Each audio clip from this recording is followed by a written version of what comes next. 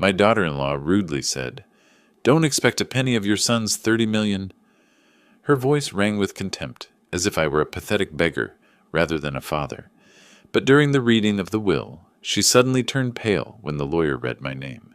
Before we continue, please subscribe to the channel and write in the comments what time it is where you are now. The wrench slipped from my oil-stained fingers the moment I heard that doctor's voice. Metal hit concrete with a sharp clatter that echoed through my garage like a gunshot. "Mr. Fox, I'm afraid I have tragic news about your son Chad. He suffered a massive heart attack this morning at his office." The words bounced around my skull without finding purchase. Chad, heart attack, my boy was only 42. I slid down the garage wall until I hit the floor, the concrete cold against my back through my work shirt. "Sir, are you still there?" "I'm here." My voice sounded hollow, like it was coming from somewhere far away. "When did this happen?" "Around 11 this morning. He was found at his desk by his secretary. The paramedics did everything they could, but he was already gone." Already gone. The phrase twisted in my chest like a knife. I stared at the underside of my old Ford pickup, oil stains mapping out years of repairs. 36 years I'd spent under hoods like this one, fixing things that were broken. But I couldn't fix this. "Mr. Fox, we'll need someone to make arrangements. Is there family we should contact?" "His wife, Joyce." The name tasted bitter. I'll call her." After hanging up, I sat there for what felt like hours, but was probably only minutes. The afternoon heat pressed through the open garage door, carrying the scent of Texas dust and motor oil. Everything looked exactly the same as it had that morning, but nothing would ever be the same again. I pulled myself up on shaking legs and walked to my workbench. There, next to a coffee can full of screws, sat a framed photo of 8-year-old Chad holding a bass he'd caught at Lake Meredith. His gap-toothed grin could have powered the whole garage. That boy had been so proud of that fish, barely bigger than his hand. My phone felt heavy as I dialed Joyce's number. It went straight to voicemail. "You've reached Joyce Fox. I'm unable to take your call right now, but please leave a detailed message, and I'll return it at my earliest convenience." Even her voicemail sounded cold, professional, like talking to a machine instead of family. "Joyce, it's Otis. I just heard about Chad. Please call me back as soon as you get this. We need to talk about arrangements." I tried again 20 minutes later. Same result. Then again an hour after that. By the 6th attempt, my hands were shaking with something that felt like anger, mixed with desperation. "Joyce, this is the 6th time I've called. I know you're there. I know we don't get along, but this isn't about us anymore. Please, just call me back." I threw the phone against the garage wall. It bounced off and clattered across the floor, battery cover popping off. The silence that followed felt enormous, pressing against my eardrums like deep water. The photo of Chad stared back at me from the workbench. In it, he was still my little boy, before business school, before California, before Joyce, before the distance that had grown between us like weeds in a garden nobody tended. I picked up the pieces of my phone and snapped it back together. The screen had a crack running through it now, but it still worked, just like everything else in my life, damaged but functional. The decision formed slowly, the way rust creeps across metal. I couldn't sit here in this garage waiting for Joyce to decide I was worth calling back. Chad was my son, my only child. Margaret and I had waited so long for him, had been so grateful when he finally came. I pulled my old canvas duffel bag from the closet and started packing. 3 changes of clothes, my shaving kit, the photo of Chad. My hands moved automatically while my mind tried to process what my life looked like now. No more Sunday phone calls where Chad would tell me about his latest real estate deal in that excited voice that reminded me of the boy who'd caught that bass.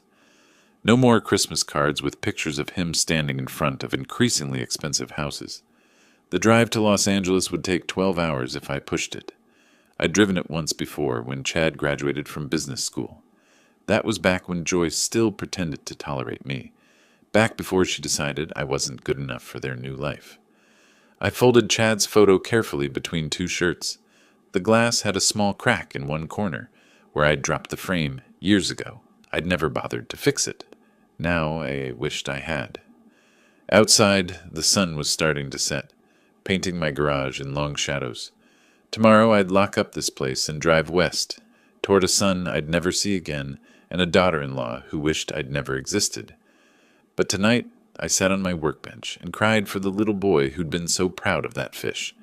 The truck door slammed shut as the first hint of sunrise painted the Texas sky pink. I'd spent the night packing and repacking, trying to keep my hands busy while my mind spun in circles.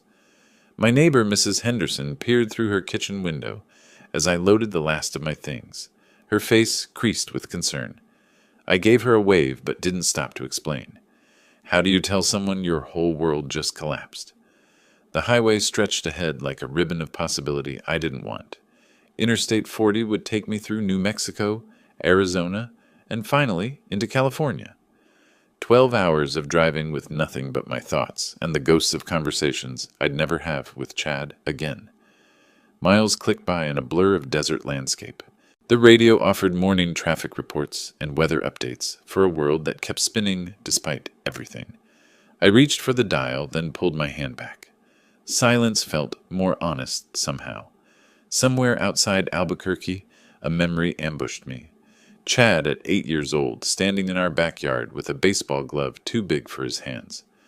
Margaret was hanging laundry on the line behind us, humming something I couldn't remember now.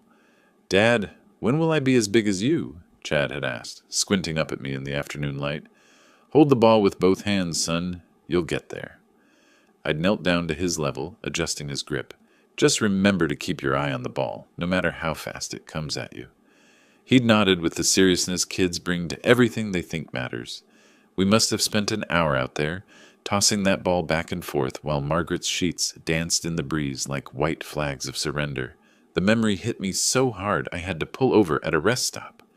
I sat in the parking lot, gripping the steering wheel while tears blurred my vision. When had we stopped playing catch? When had he gotten too busy for his old man? "Long drive ahead, Grandpa?" The gas station attendant couldn't have been more than 20, with kind eyes that reminded me of Chad at that age. "Going to see my son." The words came out before I could stop them, though I guess I'm too late for that. The kid's expression shifted, understanding without needing details. "Sorry for your loss, sir. Drive safe." Back on the highway, another memory found me. Chad at 25, calling to tell me about his first big real estate deal. His voice had been electric with excitement, the way it used to get when he'd mastered a new baseball pitch. "Dad, I just closed my biggest deal yet. Buy a $2 million property in Beverly Hills." I'd been in this same garage, elbow deep in some neighbor's transmission. "That's more money than I'll see in a lifetime, boy. Maybe you should come visit, see what I've built out here." But I never had.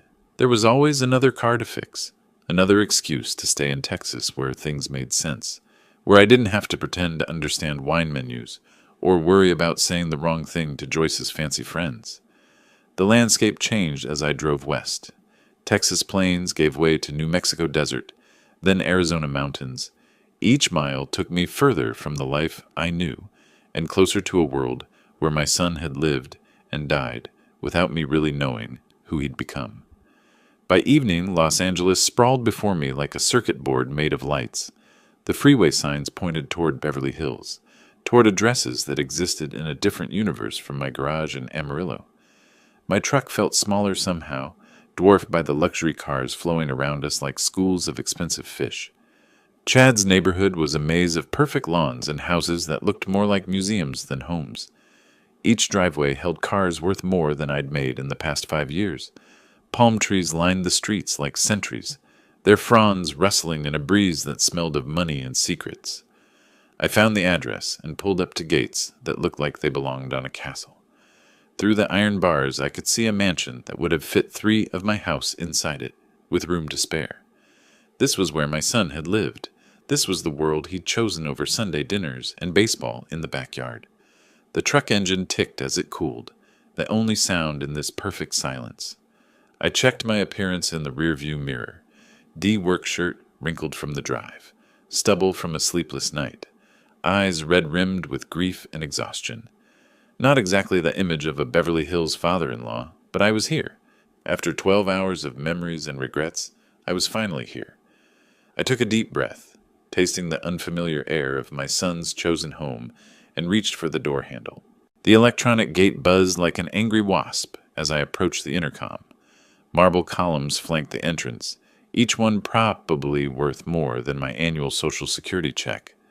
Through the bars, I could see a circular driveway with a fountain at its center, water dancing in the golden evening light. I pressed the button and waited. Somewhere inside that palace, Joyce was deciding whether I was worth her time. "What do you want?" Her voice crackled through the speaker, sharp enough to cut glass. "Joyce, it's Otis. I drove out from Texas. We need to talk about Chad." Silence stretched between us like a taut wire. I could picture her standing in whatever room she used as a command center, calculating whether acknowledging my existence was worth the trouble. "What are you doing here, Otis?" "I came because of Chad. We need to discuss funeral arrangements. I can handle everything myself. You should go back to Texas." The gate stayed closed. Behind it, automatic lights were beginning to illuminate the landscape, turning the mansion into something from a fairy tale, or a nightmare, depending on your perspective. "I know we don't get along, but this isn't the time for that." I kept my voice steady, the way I would when dealing with a customer who thought I was trying to cheat them. "He was my son, too." Another long pause. Then the gate began to swing open with mechanical precision. "Fine, but wipe your boots before you come in." I parked my dusty truck next to a Mercedes that probably cost more than my house. The contrast was almost comical. D like a mutt at a dog show. I removed my baseball cap and ran a hand through my gray hair, trying to look presentable for whatever ordeal waited inside. Joyce met me at the front door, and I had to admit she looked good for a woman who'd just lost her husband. Designer black dress that probably had a French name, makeup applied with professional precision, not a hair out of place. She looked me up and down like I was something unpleasant she'd found on her shoe. "You look terrible," she said by way of greeting. "It's been a long day." She turned and walked into the house without another word, her heels clicking on marble floors that stretched toward a ceiling high enough to host a circus. I followed, trying not to gawk at the crystal chandeliers and artwork that belonged in museums. Everything was white and gold and perfect, like a hotel lobby designed to intimidate. "Sit!" She gestured toward a living room the size of my entire house. The furniture looked like it had never been used, arranged around a coffee table made from what appeared to be a single slab of marble. I settled onto a couch that was probably worth more than my truck, my work boots looking ridiculous against Persian rugs that cost more than most people's cars. Joyce remained standing, maintaining the high ground both literally and figuratively. "I've already started making arrangements," she said, her tone suggesting I was an unwelcome interruption. "The funeral home, the service, everything. It's all under control." "What about the burial?" Chad never told me what he wanted. "He'll be cremated. It's more practical."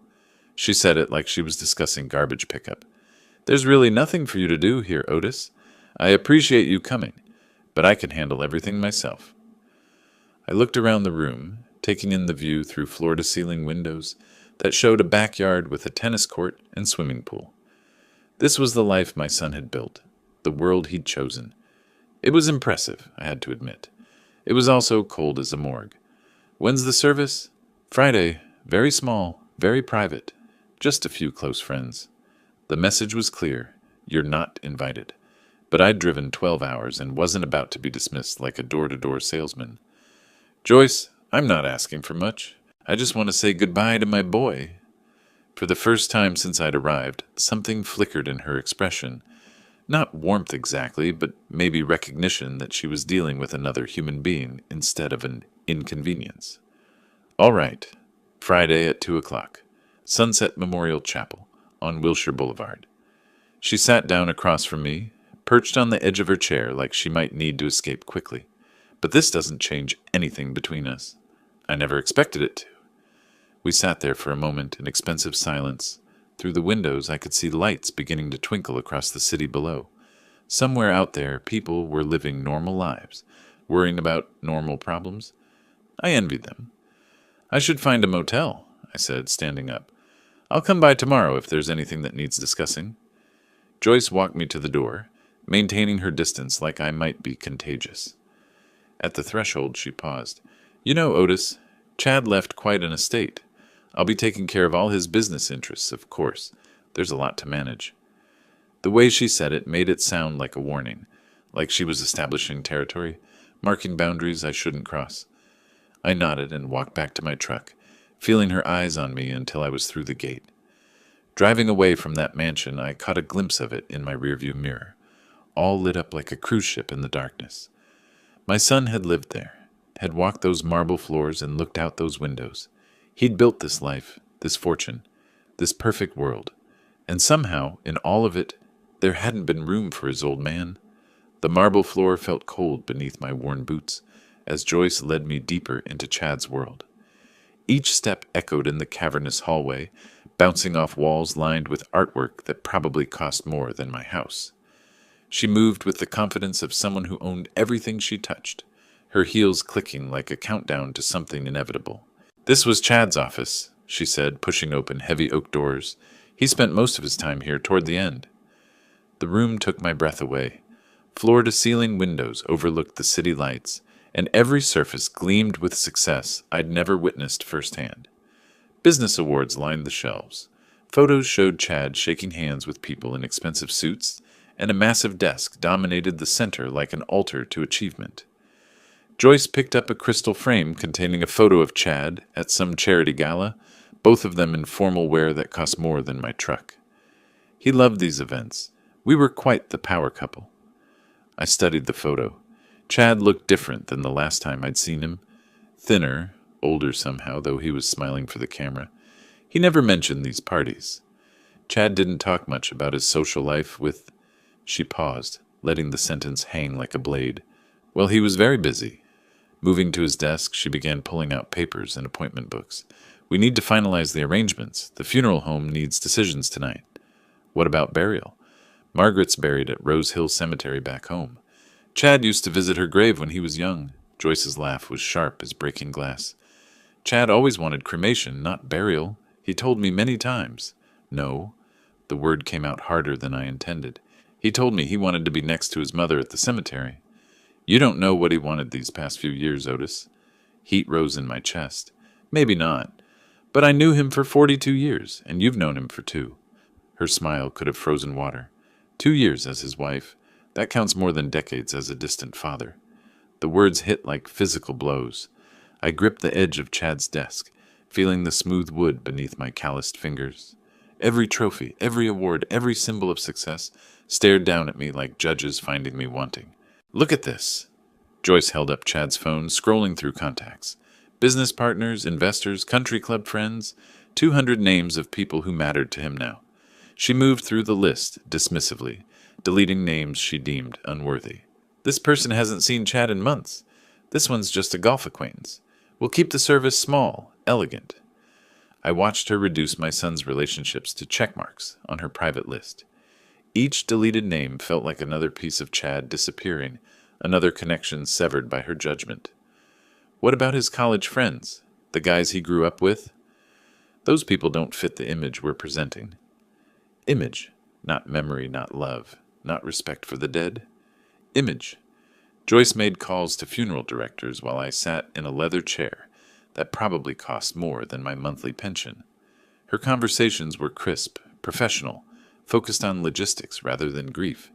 She discussed flowers like ordering groceries, selected music like choosing wallpaper. "The viewing will be Thursday evening, service Friday afternoon," she announced, hanging up. "Everything's arranged. Can I contribute anything? Help with costs?" Another of those ice-cold laughs. "Otis, this funeral will cost more than you make in 2 years. Don't worry about money. I'll be taking care of all Chad's financial matters from now on." The way she said it made my skin crawl, like she was already spending money that hadn't even been legally transferred yet. We settled the details through gritted teeth and false politeness. Cremation instead of burial, expensive flowers instead of simple arrangements. A guest list scrubbed clean of anyone who might remember the boy Chad used to be. As we finished, Joyce walked me to the front door with the satisfaction of someone who'd won every round. "I'll handle the financial discussions with the lawyers after we get through this sad business. There's quite a lot to manage, but don't worry. I'll take care of everything." Standing at the threshold, I looked back one more time at the mansion that had been my son's home. Somewhere in all that marble and crystal and success, There should have been traces of the boy who'd caught that base, who'd thrown that baseball, who'd called me Dad. But all I could see was Joyce's reflection in the polished surfaces, multiplied endlessly like a hall of mirrors, showing the same cold smile. The door closed behind me with a sound like a vault ceiling shut. The neon sign of Desert Inn Motel flickered like a dying heartbeat as I pulled my truck into the cracked parking lot. The place looked like it had been forgotten by time, paint peeling from concrete walls, weeds pushing through asphalt, a far cry from the marble palace I'd just left. But the price was right for my pension, and nobody here would judge me for my dusty boots. Room 12 smelled of old cigarettes and industrial disinfectant. The bedspread looked like it hadn't been changed since the 80s, and the air conditioner wheezed like an old man climbing stairs. I sat heavily on the edge of the bed, feeling springs sag under my weight. From my wallet, I pulled out 2 photos. Margaret, at 25, radiant in her wedding dress, standing next to a young man who still had all his hair and hope in his eyes. Next to it, Chad at his own wedding 2 years ago, smiling nervously while Joyce posed like she was on a magazine cover. That wedding. I should have known then what kind of woman she was. The memories surfaced like oil on water, dark and unavoidable. Spring afternoon in Beverly Hills, expensive white chairs arranged on manicured grass. I'd worn my only suit, the same one I'd buried Margaret in, and felt every thread of its cheapness among Chad's new friends. "You sure about this, Joyce, son?" I'd asked, during a quiet moment. Chad had been adjusting his tie, nervous energy radiating off him like heat. "Dad, I'm happy for the first time since the divorce. She makes me feel young again." Across the lawn, Joyce had been posing for photos with her model friends, all legs and perfect teeth and calculated beauty. One of them had whispered something, and they'd both looked my way. "Look at his father," Joyce's friend had said, just loud enough for me to hear. "Chad's embarrassed by him." Joyce had laughed, a sound like wind chimes in a hurricane. What can you expect? Different worlds entirely. I'd seen how she looked at my worn suit, my calloused hands, the way I held my champagne glass like it might break. To her, I was a relic from Chad's past that couldn't be thrown away, but certainly could be hidden. The motel phone rang, startling me from the memory. Nobody had this number except... I checked the clock. Past midnight. "Otis, what happened, friend? It's past midnight here." Harlan's voice cut through the silence like a lifeline. "Chad's gone, Harlan. Heart attack. And his wife, she's nothing like our Margaret was. I'm sorry, old buddy. How are you holding up?" I stared at the water stains on the ceiling, trying to find words for feelings. I didn't understand myself. She treats me like I'm dirt under her designer shoes. Makes me feel like an intruder at my own son's funeral. That woman's got no class, no matter how much money she's got. The worst part is, I think Chad knew. These past few years he sounded different on the phone. Distant, like he was apologizing for something he couldn't say. Harlan's breathing was steady on the other end, the sound of a friend letting silence do the talking when words weren't enough. "You need me to come out there?" he asked finally. "No, this is something I have to face alone. But Harlan, what if I failed him? What if I let that woman turn him against everything we taught him? Otis Fox, you listen to me. You raised a good boy who turned into a successful man. Don't let some gold digger make you question 42 years of being a father." After hanging up, I lay in the darkness listening to traffic on the freeway, the city humming like a machine that never slept. In a few hours I'd have to get up and face Joyce again, play nice for Chad's funeral, pretend we were family instead of strangers connected by grief and genetics. Margaret's photo caught the streetlight from the window. If she were here, she'd know what to say to Joyce, how to handle this situation with grace instead of stumbling through it like I was doing. Margaret had possessed a quiet strength that could shame devils into behaving like angels. But Margaret was gone, and Chad was gone, and I was alone in a cheap motel room trying to figure out how to bury my son with dignity, while his widow treated me like hired help. Tomorrow would bring its own challenges. Tonight, all I could do was hold on to Margaret's memory and hope it would give me strength for whatever Joyce had planned next. The alarm clock glowed 12:47 a.m. as I finally closed my eyes. The morning sun cast long shadows across the parking lot of Eternal Rest Funeral Home as I straightened my only black tie in the truck's rearview mirror. Thursday had passed in a blur of picking up a decent suit from a thrift store and avoiding phone calls from Joyce about last-minute details. Now Friday had arrived with the weight of finality I wasn't ready to bear. Inside the funeral home, the air was thick with the scent of lilies and whispered conversations. Joyce held court near the front entrance, surrounded by women in designer black and men in $1,000 suits. She'd transformed grief into a social occasion, complete with air kisses and meaningful glances. I signed the guest book with a pen that probably cost more than my daily grocery budget, and took a seat in the back rows. From there, I could watch the theater unfold without becoming part of the performance. "Such a tragedy," one woman was saying to Joyce, "and so young." Joyce dabbed her eyes with a silk handkerchief, her makeup expertly applied to suggest tears without actually running. Chad worked so hard, his heart just couldn't take the stress. A businessman in an Italian suit approached with condolences. "Joyce, if there's anything you need help managing Chad's portfolio, his properties—" "You're so kind, Robert. I'll be handling everything personally, of course." Everything personally. Like Chad's life was a business she'd inherited along with his death. I watched her work the room, accepting sympathy like tribute. Each conversation a careful balance of performed grief and strategic networking. These people barely knew Chad as anything more than a name on contracts and charity event guest lists. Then I heard her voice drop to that conspiratorial whisper she thought was private. "Look at that old man over there," she murmured to a blonde woman who'd been hanging on her every word. Chad was so ashamed of him. The woman Dee Lisa, I think her name was Dee, glanced my way with unconcealed pity. "Joyce, surely he's grieving too. He barely visited. Now he wants to play loving father." Joyce's laugh was soft venom. Chad told me his father never understood his success, always made him feel guilty for improving his life. The words hit like slaps across the face. Whatever distance had grown between Chad and me, I'd never made him feel ashamed of what he'd accomplished. If anything, I'd been proud, maybe too proud to tell him often enough. I stood up, my chair creaking in the funeral home silence. Joyce's conversation stopped as I approached their little circle of gossip and designer grief. "Joyce, this is inappropriate. Today we're burying my son." Her expression shifted like a mask being adjusted, suddenly all wounded dignity. "Of course, Otis. I'm just emotional. You understand. We all grieve differently." Lisa looked uncomfortable, realizing she'd been caught participating in something ugly. Other conversations around us had stopped, waiting to see if family drama would erupt at a funeral. "Perhaps we should focus on Chad today," I said quietly. "Not on our differences."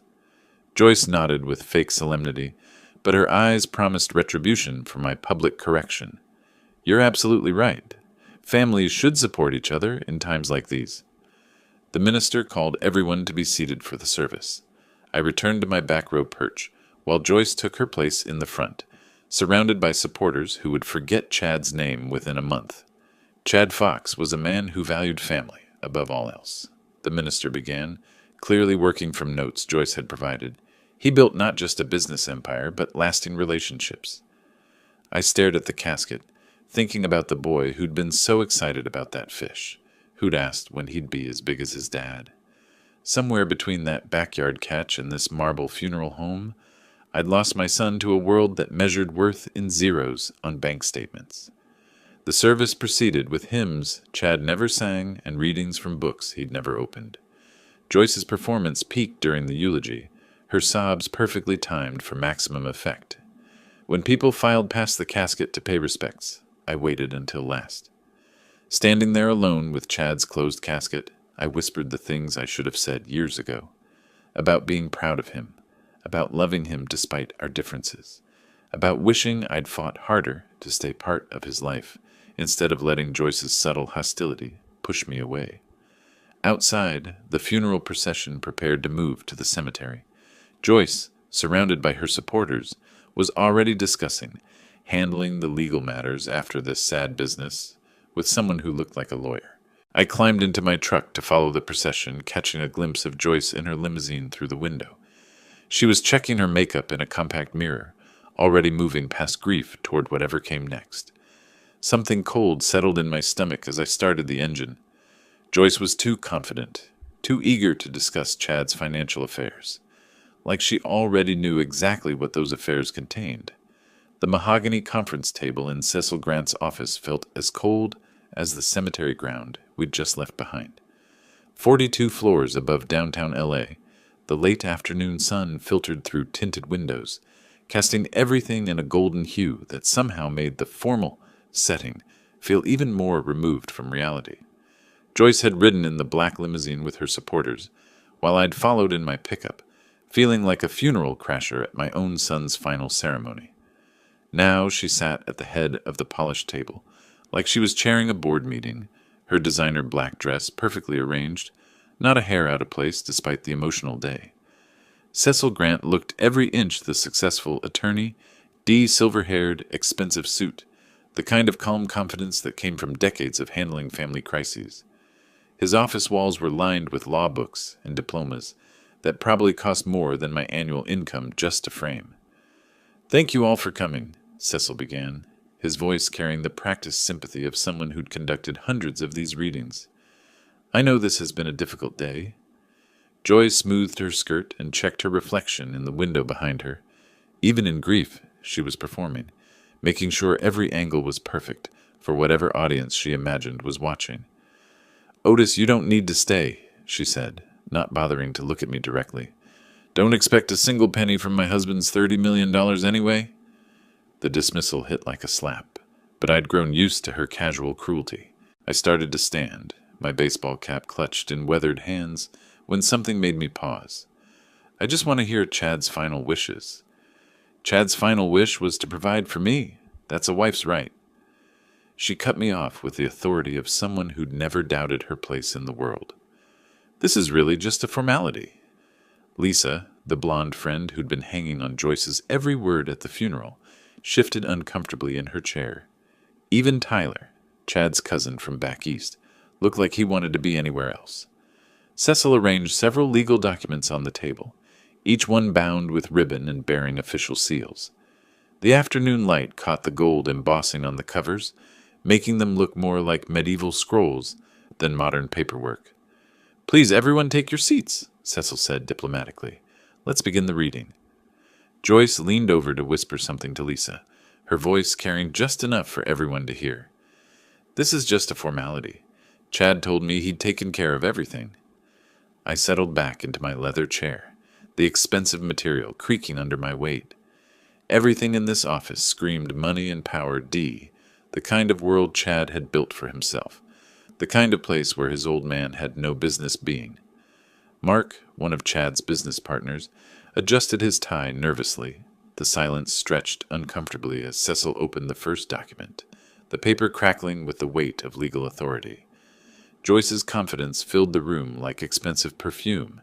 She sat straight-backed, hands folded, the picture of dignified grief mixed with anticipation. This was her moment of triumph, the culmination of 2 years as Chad's wife, the reward for enduring his occasionally difficult family. From where I sat, I could see the city stretching out below us through the massive windows. Somewhere down there was the garage where I used to teach Chad about engines, the cemetery where Margaret was buried, the motel where I'd spent last night, wondering how I'd failed as a father. Cecil cleared his throat formally, adjusting his reading glasses as he prepared to begin. The late afternoon sun had shifted, casting longer shadows across the polished conference table. The last will and testament of Chad Michael Fox, dated January 15th, 2025. Joyce leaned forward expectantly, her eyes bright with anticipation. I sat back in my chair, resigned to hearing how thoroughly I'd been written out of my son's final chapter. Cecil's voice carried across the silent conference room as he read the formal, legal language that always preceded life-changing news. The afternoon light had shifted, casting sharp shadows across faces that would never look the same after the next few minutes. "After careful consideration of my assets and relationships," Cecil continued, his professional tone giving no hint of the earthquake about to hit, "I make the following bequests." Joyce's fingers drummed silently against the leather armrest, her wedding ring catching the light. She'd positioned herself like a queen receiving tribute, certain that each word would confirm her expectations. To my cousin Tyler Fox, I leave my collection of vintage wines, valued at approximately $15,000. Cecil paused while Tyler nodded gratefully. To my business partner, Mark Stevens, I leave my shares in the Riverside Development Project, valued at approximately $100,000. Standard small bequests. Joyce's smile grew more confident with each minor gift to others, seeing them as proof that the real inheritance D, the millions D, would be hers alone. Cecil turned to the next page, and something in his posture shifted almost imperceptibly. His voice remained steady, but I caught him glancing at Joyce with what might have been sympathy. To my beloved father, Otis Fox, I leave the majority of my estate, including all business interests, stock portfolios, and liquid assets, totaling approximately $29 million. The words hung in the air like smoke from an explosion. Joyce's face drained of color so fast I thought she might faint. Her mouth opened, but no sound came out initially.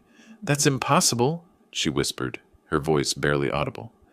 Cecil continued reading as if he hadn't heard her, his professional training keeping him focused on the legal requirements.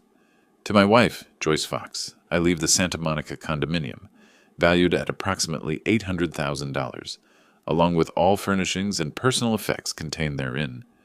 Joyce's hand flew to her chest, her breathing becoming shallow and rapid. The confident woman who dismissed me minutes earlier looked like she'd been physically struck. "Chad, why would you—" I heard myself saying, though the words felt disconnected from my thoughts. $29 million. The number was so large it didn't seem real. "This can't be right," Joyce's voice cracked as she leaned forward, gripping the edge of the table. "Check the documents again." Others around the table exchanged shocked glances. Tyler's mouth hung open. Mark looked like he was calculating something in his head. Lisa stared at Joyce with obvious concern for her friend's mental state. Cecil maintained his professional composure, though I could see the strain in his shoulders. "The will was properly executed and witnessed, Mrs. Fox. These are Chad's legal wishes." Joyce began to tremble, her carefully constructed facade cracking like ice in spring. The woman who'd spent the day playing the grieving widow was being confronted with the reality that her husband had chosen his estranged father over her. My own hands were shaking as the implications hit me. $29 million. More money than I could comprehend, let alone manage. Why had Chad done this? We'd grown apart over the years, barely talked, except for stilted holiday phone calls. "There has to be some mistake," Joyce said again, but her voice carried less conviction now. The legal documents scattered across Cecil's desk were official, stamped, impossible to argue with. Cecil folded his hands on the table, waiting for the shock to settle before continuing with any additional provisions. The silence stretched uncomfortably as everyone processed what they'd just heard.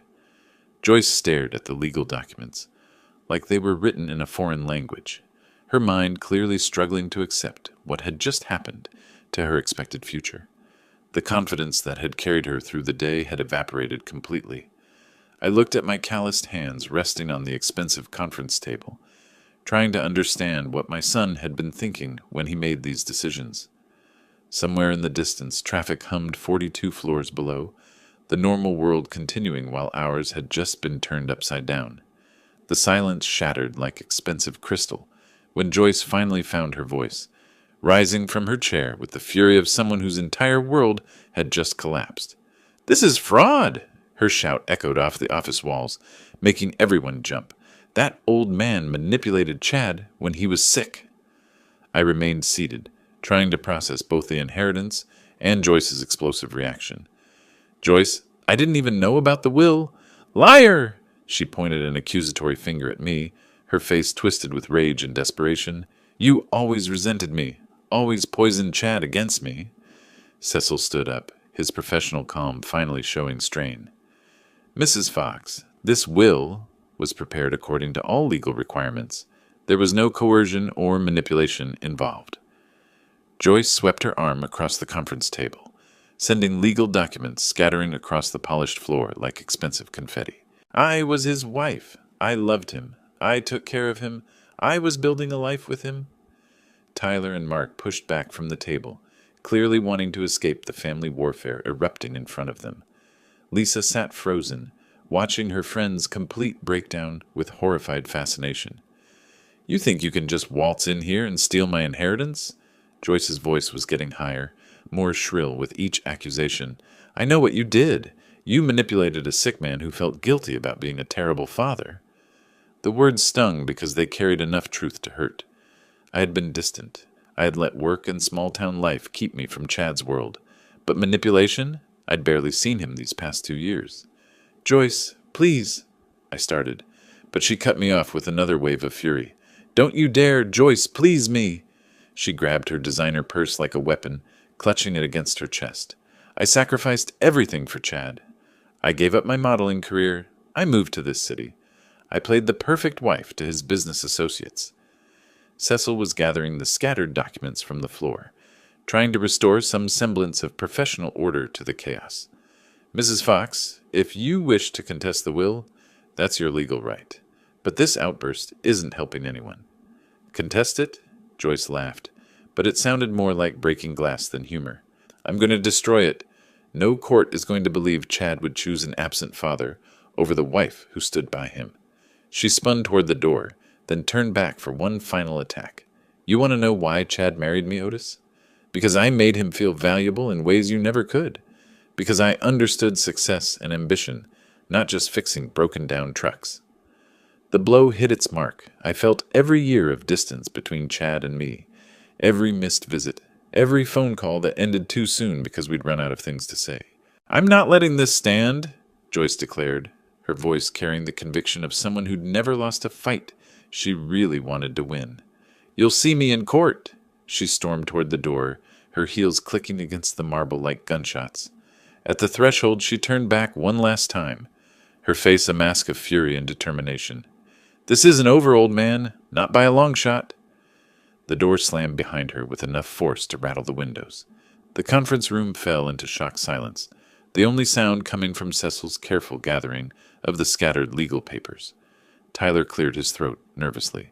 I have a flight to catch. Within minutes, the office had emptied except for Cecil and me. I sat there staring at the scattered remains of Joyce's tantrum, wondering what my son had set in motion with his surprising final wishes. Through the windows, I could see the parking garage where Joyce was probably already making phone calls, mobilizing whatever forces she thought could overturn Chad's decision.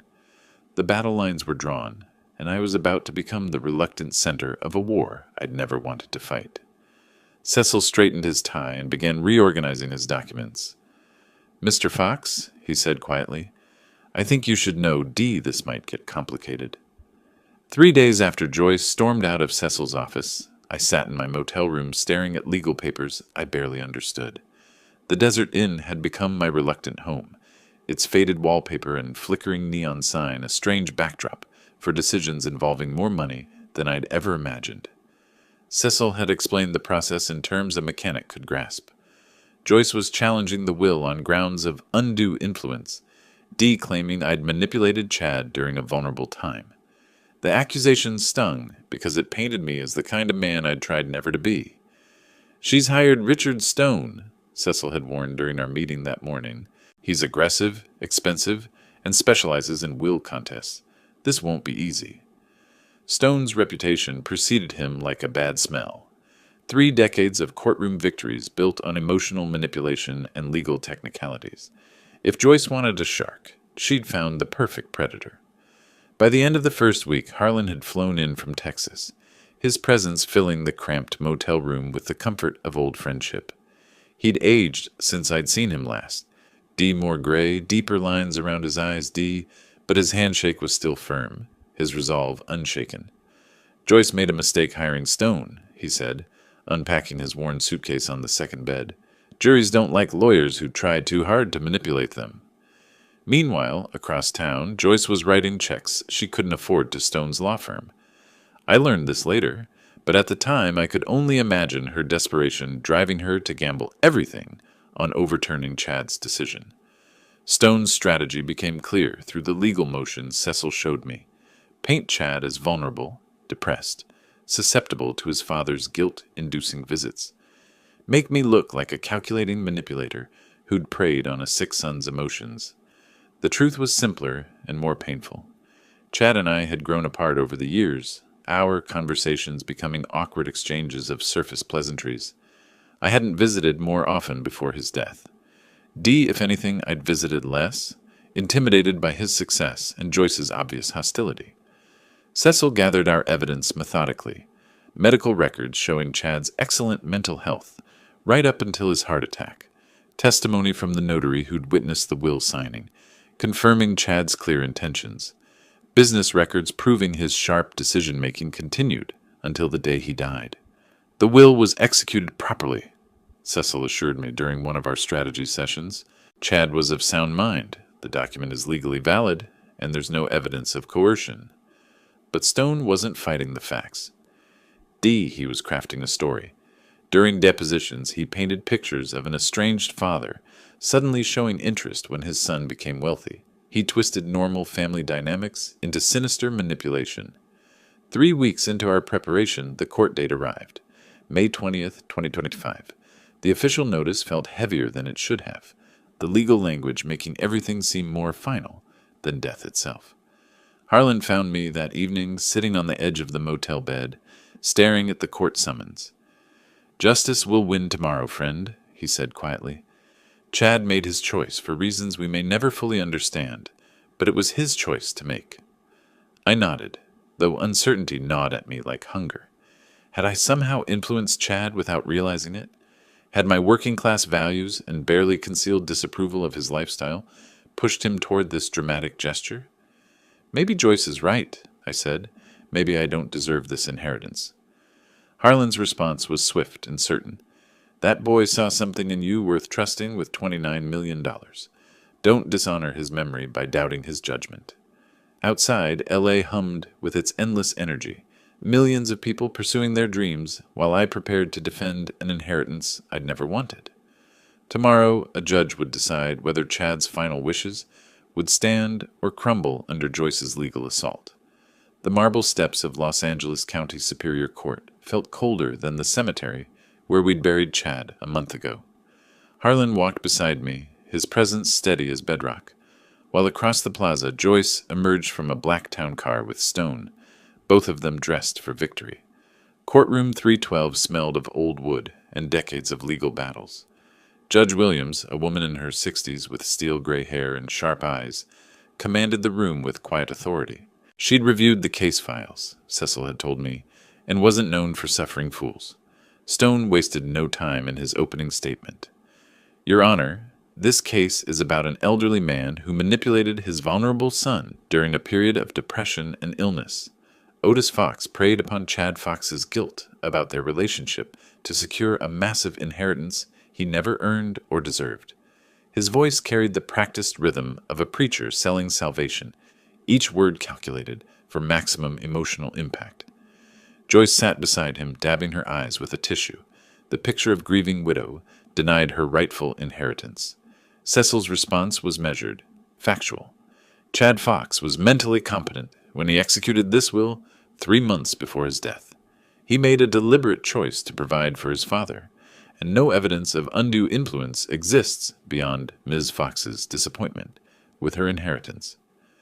Joyce took the stand first, her performance polished from weeks of preparation.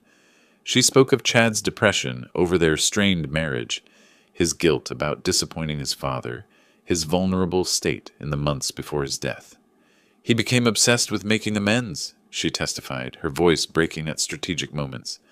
"Otis would call, and Chad would be upset for days afterward. He felt like he'd failed as a son." Stone guided her through a narrative that transformed normal family dynamics into psychological manipulation. Every phone call became coercion. Every expression of paternal love became emotional blackmail. When my turn came, I felt every eye in the courtroom measuring me against Joyce's accusations. My hands shook as I swore to tell the truth, the whole truth, and nothing but the truth. "Mr. Fox," Cecil began gently, "how often did you visit your son in the months before his death?" "Maybe 3 times in 2 years, I admitted. "We talked on the phone for holidays, birthdays, but I didn't visit much.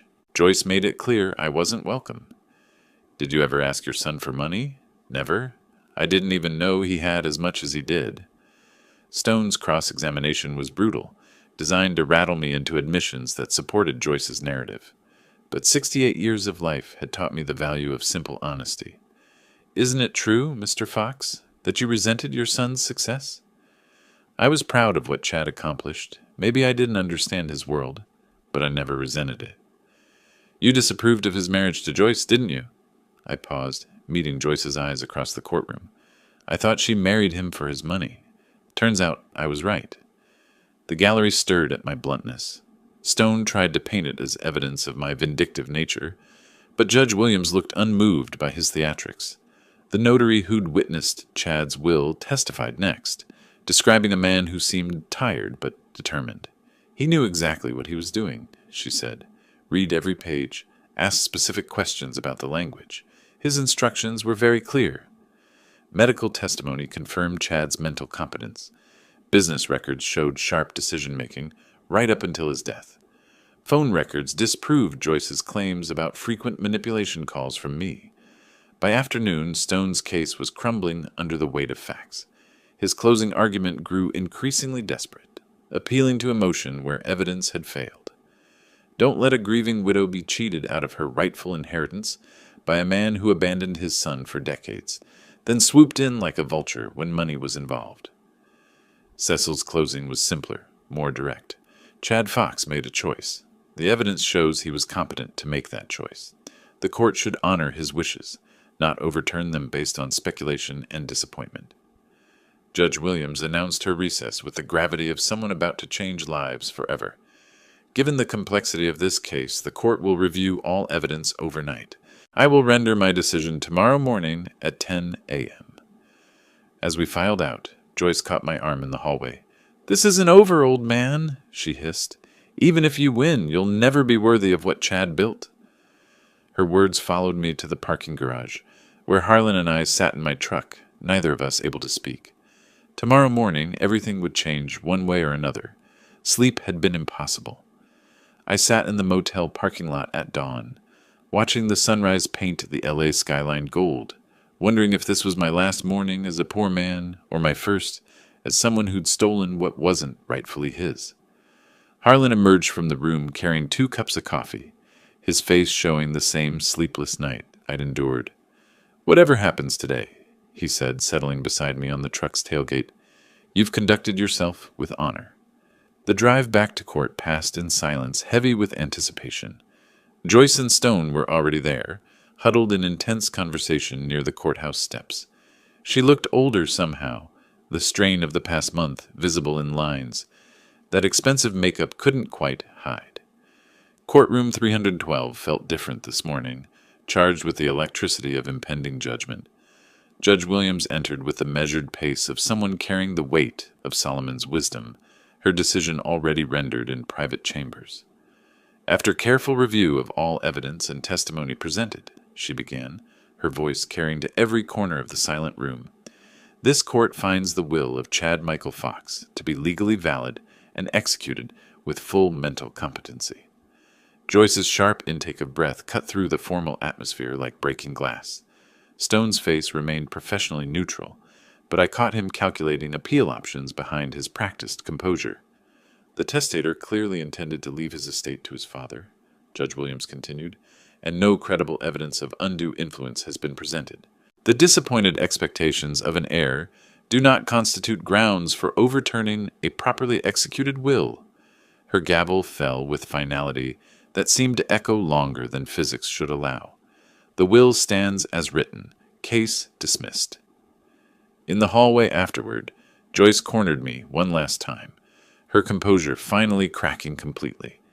"This isn't over, old man. I'll appeal this travesty." "Joyce," I said calmly, surprising myself with my steadiness, "Chad made his choice. Maybe it's time to accept it and move on with your life. He never would have chosen you over me if you hadn't poisoned him against his own wife." Her voice carried the shrillness of complete defeat. "Maybe he saw something. I'm only beginning to understand," I replied, the words coming from some place I hadn't known existed. She stormed away, Stone trailing behind her with the resigned air of a lawyer already mentally preparing his bill for services rendered. Their war was over, but I suspected Joyce would never truly surrender. At LAX, Harlan's departure gate felt like the end of an era. We'd been through something together that had tested the foundations of our 40-year friendship and found them solid as bedrock. "Justice won today, friend," he said, gripping my shoulder with weathered hands. "Chad would be proud of how you handled yourself." "I still don't understand why he did this," I admitted. $29 million to a man who barely visited, barely called. Harlan's smile carried wisdom earned through decades of watching human nature play out in courtrooms and living rooms. "Maybe that boy saw what I've always seen: a man worth trusting with anything, including the responsibility of wealth." The drive home to Texas stretched endless before me, 12 hours to process what my life had become. Somewhere around the New Mexico border, understanding began to dawn like sunrise after the longest night. Chad hadn't left me money because I'd manipulated him. He'd left it because I hadn't. In a world full of Joyce's D people who saw him as a bank account with a heartbeat D, I'd remained the father who loved him for the boy he'd been, not the fortune he'd built. The inheritance wasn't just money. It was validation, protection from my old age, and proof that despite our distance, the love between father and son had survived everything Joyce's world could throw at it. Back in my garage 3 days later, I found myself staring at that same photograph of 8-year-old Chad holding his prized base. But now I saw something I'd missed before D, not just a proud boy with his catch, but the foundation of a man who'd grown up knowing he was loved unconditionally. "Thank you, boy," I whispered to the photo, my voice thick with understanding that had come almost too late. "I finally get what you were trying to tell me." Outside, Texas stretched under an endless sky, and for the first time in months, the future felt full of possibility instead of loss. If you like this story, please like this video, subscribe to the channel, and share your impressions of this story in the comments. To listen to the next story, click on the box on the left. Thank you for watching.